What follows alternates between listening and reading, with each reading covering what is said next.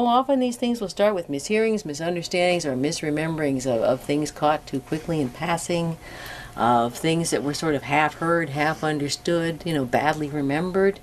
But it is more the magic of how they continue to spread, in that at each point along the line, each link in the chain, the person who hears the story makes a decision, unknown to them or not, to pass along the tale or to just let it drop.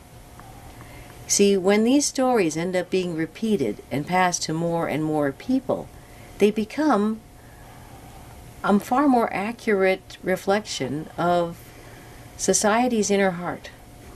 We tend to pass along the stories we on some level agree with. Therefore, when you see a story that has grown in impetus, it is because something in it resonated deeply with a great number of people.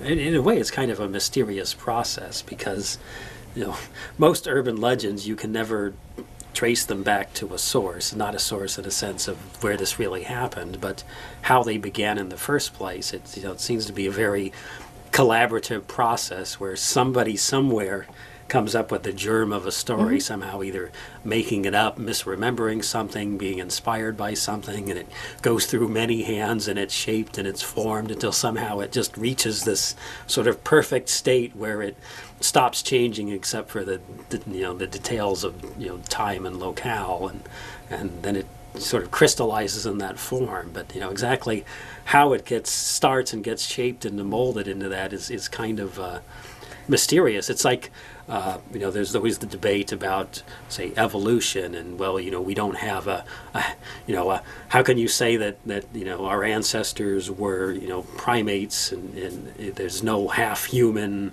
half ape kind of a thing, and it's sort of like, where do the legends come from? There's no, proto-urban legend, something that's kind of halfway to being an urban legend, but it just isn't all the way there yet. You don't ever see those. You just see the end result. Splurge is the name of a particular genre of stories on our site. It was a word coined by a member of our mailing list that both described named this particular grouping of stories and described the reaction it sort of raised in her.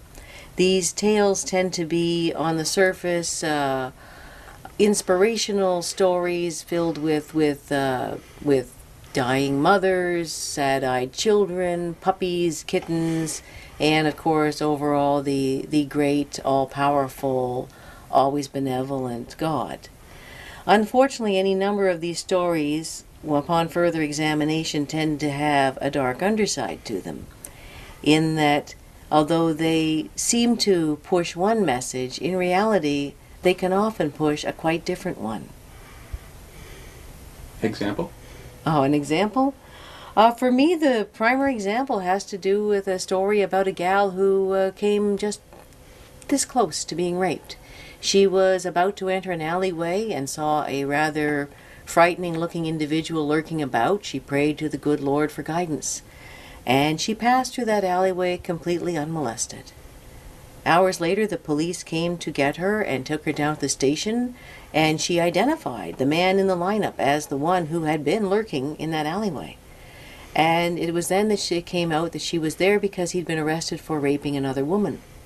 She had a moment to talk to him, apart from the others, and she said, "Well, why didn't you molest me?" And he said, "Well, how could I, with those two great big tall guys walking right beside you?"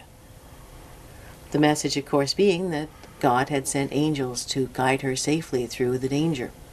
And that is a wonderfully comforting story, because it tells us that, well, in times of great danger, we can appeal to a higher power, and He will provide His protection. But the underside to it is that another woman was raped. And did she not pray? Was she not good enough? Was she somehow evil or undeserving? Are all victims of all tragedies evil or undeserving or not worthy of a benevolent God's love and protection?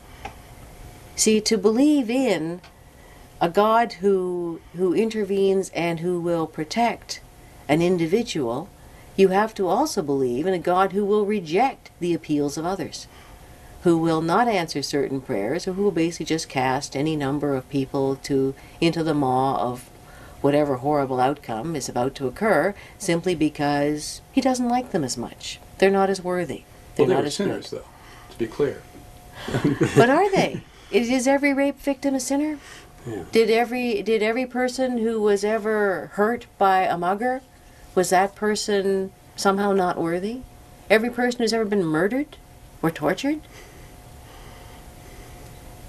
See, to believe in this divine protection is also to believe in that there are whole classes of people who obviously deserved the horrors that were visited upon them.